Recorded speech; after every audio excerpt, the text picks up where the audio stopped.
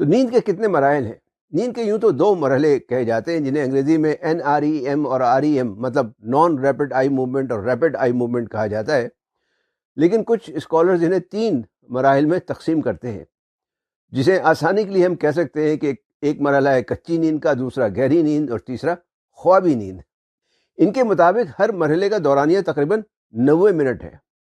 خوابی نیند وہ نیند ہے جس میں آنکھ کی پتلیاں نہایت تیزی سے حرکت کرتی ہیں، یعنی ریپڈ آئی موومنٹ ہوتی ہے، REM اسٹیج ہوتی ہے۔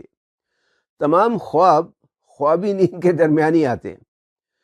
خوابی نیند کے دوران غیر ضروری معلومات کی صفائی ہوتی ہے، نئی اطلاعات کا حافظے میں یعنی میموری میں پہلے سے موجود اطلاعات سے موازنہ کر کے کام کی معلومات کو دماغ میں محفوظ کیا جاتا ہے، یعنی وہ میموری میں سیو ہوتی ہیں۔ شارٹ ٹرم یعنی میموری کو جو ہے وہ لانگ ٹرم میموری میں کنورٹ کیا جاتا ہے۔ تو مسائل کے حل کے لیے غیر خوابی مراحل زیادہ مددگار ثابت ہوتے ہیں۔